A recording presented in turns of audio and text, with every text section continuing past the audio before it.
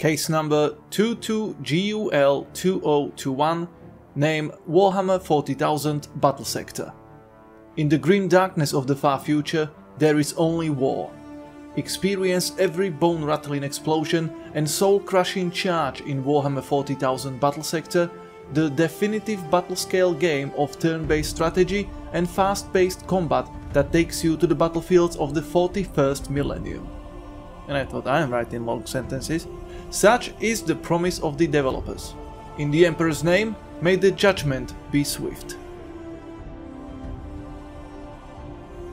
Story of Battlesector follows the aftermath of Battle of Baal during the Third Tyrannic War. Sergeant Carleon is leading his Blood Angels across Baal Secundus in pursuit of the remnants of the Hive Fleet Leviathan that still threatens the planet. As usual, no spoilers, but get ready for 20 missions brimming with purging the Xenos scum. I was quite disappointed with the story, as I personally find Tyranids extremely boring when it comes to storytelling. While they can be cunning and can come up with some new mutations or attack patterns, they are just animals with a single goal, not like any other race that can scheme, plot, backstab or fight for their ideals that can be twisted. Tyranids just want to feed. So the story is equally boring, like listening to a Craftworld Eldar with their superiority complex reminiscing on the good old days. What a shame. But on the bright side, the way the campaign selection works, there are options to introduce new campaigns and stories via DLCs, so if the game sells well, maybe we will get an interesting story to play through with different factions. Let's pray to the Emperor that what will happen. Now, graphics of Battlesector are amazing, not in the sense of game looking like some AAA title with all the shinies, ray tracing and other glitter, but rather the level of detail. You can see purity seals, insignias, all the nooks and crannies of a Space Marine's armor. Hell, you can even see scratches and dents on it. It's amazing. Seriously, if you zoom close enough, you could see the Tyranid's ass crack, if that's your niche. Amazing work done by the graphics and animation team, hats off. Which is also leaving me bamboozled like an orc on a peace conference as of why the hell is story told via static pictures?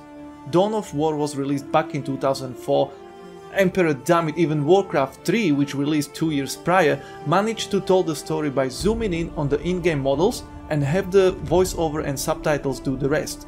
And you can zoom extremely well in Battlesector, so I can't think of any other reason for not having proper cutscenes rather than laziness. And if this was an oversight on the developer's part, some team leading bonuses should be cut short this month. Graphical options are few, and while not everything is adjustable, at least you can make sure you'll run it on anything from modern day machines down to the old pre-Horus Heresy cogitators. And I have to mention that during the attack animation, range units are actually shooting the enemy models, and if that model dies, they start shooting another one. That is absolutely fantastic. Adds a lot of realism, unlike other games with default attack animations where, let's say, a gunner is shooting one small enemy for 20 seconds and only then the unit dies. In Battlesector, if an enemy unit has one last model alive with 5 hit points and your attacker deals 5+ damage with first shot, its attack animation ends after that. Brilliant! Music and sounds are also amazing. True to the 40k fashion, chants and gothically epic music is playing in the background, although as usual there are only a couple of tracks that get old quite fast. Sounds are on point as well, and this time Ronald was on our side again and we can all enjoy professional voice acting of all the characters in game. Well done, Black Lab Games, well done. Atmosphere in game is as solid as a tabletop game brought to life can be. That means, are you going to be immersed, feeling like fighting the Tyranids and commanding the Astartes themselves? Hell no. Are you going to feel like you are playing tabletop Warhammer for either Tyranids or Blood Angels and other factions later on? Hell yeah! Therefore I'm giving it an Imperial Sigil because the atmosphere could be boosted by animated cutscenes during the campaign, like we have in Dawn of War 1. Gameplay, on the other hand, is absolutely fantastic. Black Lab Games themselves said they wanted to bring the glory of tabletop to the PC, and I think they managed to do it spot on, as far as someone who never played a single Warhammer tabletop game can tell. As the more observing of you already suspect, this is yet another turn-based strategy game from Warhammer universe, but unlike most of the others, this one is actually interesting. Before the game starts, you can determine what units are you taking by creating an army list, and then before the start of the level you decide which ones to deploy, ideally ones that will suit the mission best. At this time you can play a narrative campaign, skirmish versus AI, or a multiplayer game against other people either on the same computer, in real time, or in asynchronous matches, and about those later. I have to mention that campaign has persistent units, and while I don't think they are getting more powerful, they do get purity seals for each mission they survive, so you really don't want to lose them. And your special units gets also a nice skill tree where you can upgrade them with points earned by completing campaign missions and side objectives. During the mission you are issuing commands to your units like move, attack, overwatch, or use their special abilities, and try to win. At the time of making this review there are only two factions available, Tyranids and Blood Angels. Both sides comes with range of melee and range units, making it possible to assemble interesting armies between 500 to 3000 points. Overall, it feels like one of those Games Workshop's starter sets. Developers already confirmed through a little bit cryptic roadmap that more units and factions are coming later in forms of DLCs, and we already know from the previews that Sisters of Battle are the first to join the fray. And my inquisitorial senses are telling me these folks are going to be adding factions depending on how badly they need new models and codex rules in the real world, because when you think about it, people were screaming for Tyranid minis for over a decade, and about Bolter Bitches too until recently. But that is just my theory. One more thing for the developers: where in the name of Cryptman's pancreatic duct is the minimap? Someone mentioned on stream that it is missing, and while I didn't miss it before, I do ever since. So many times camera decides to stop following units during the enemy turn, and by the time you realize and recenter it, move is done and you have no idea what happened. Or if you have units spread around the map, you have to move around like a downhill rolling dildo just to find them. Seriously, add the minimap, please. I know I can click the unit tab on the top left, but minimap. Controls are fine, I had no issues with them, and everything can be either clicked by mouse or done via keyboard hotkeys. But you can't rebind fleshworm shit in this game, so that is taking some points off of the final score. Mechanics are another pinnacle of this game, and the reason it has so much potential to stay alive, be expanded, and potentially become a staple for online 40k tournaments. As mentioned before, this game is trying its best to emulate tabletop, and when you look at the skirmish or multiplayer options, it is true. You can determine the size of your army in points, length of turns, winning objectives and all that jazz, and you can even randomize any and all settings. So it really does feel like tabletop already from what I can tell. Little warning, we only have 8 multiplayer maps after the release. I believe 10 to 12 should be the bare minimum. Units have also different pool of movement points and action points, and each ranged weapon or ability has its minimum, maximum and optimal range.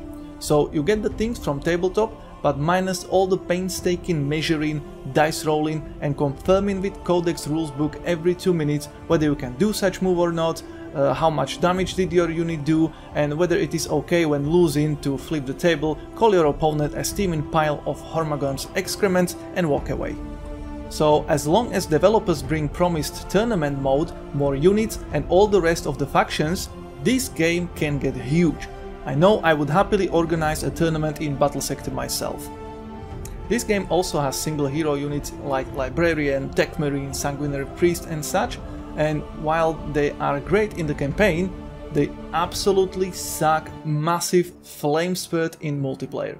I tried one game, and apparently at this point, if you are playing Blood Angels, just throw in a Dreadnought or two, couple of aggressors and intercessors, maybe sprinkle an assault squad on top, and brute force your way into enemy's face. Maybe it was just me being smart like a flash git, but I stood no chance as my priest, librarian and tech marine got focused and died within 2 turns, none of them getting a chance to even do anything. Not to mention they cost metric shit ton of points. So Blackluck Games needs to make sure to balance the units properly to ensure all range of different units armies and strategies can be employed, otherwise we'll end up with everyone playing the same army list over and over, and that would kill the game pretty fast. Another awesome mechanic I have to mention are asynchronous matches. That means you start the game, make your moves, and once done, this information is sent to the other player at the other end of the interwebs. Once your opponent makes their turn, you are allowed back to the game, we'll see their turn played out, and it's your turn again. Great thing about this is that you don't have to reserve an hour or two for the whole game, as all you need to do is make your turn, end it, and you can come back later once you have few minutes to spare. It's such a brilliant idea, I can't believe why nobody thought of it before. This needs to become standard in turn-based multiplayer games, as it will allow people with limited time, like myself, to enjoy these games with friends and strangers alike, and it would definitely keep games like Regicide or Space Hulk alive until now. And don't forget, this game has shared screen PvP and Steam remote play function, so you can get your friends to play with you while having a drink and a chat. Ideally chatting about Warhammer and how glad you are Inquisitor Kane told you about this game and that made you subscribe to his channel, like right here and now. Wink wink, nudge nudge. My dear battle brothers and sisters, after 11 hours of gameplay, with great pleasure I proclaim Battlesector a game well worth your money and time, and one that has bright future ahead if the developers doesn't stray from the Emperor's light once the money starts rolling in. This game is great for all Imperial citizens, no matter of their time restraints and tabletop experience. Especially those who, like me, never had the time or thrown geld for tabletop before, should give this a try. A job well done, Black Lab Games, and I can't wait to see where this project goes next. You can show your agreement or disagreement with my ruling by giving this video a thumb up or down and telling me what you think in the comment section below. Click the subscribe button to join the battle against Hive Fleet Leviathan and click the bell button so you don't miss any new release. I will see you at the next ruling, and as always, the Emperor protects.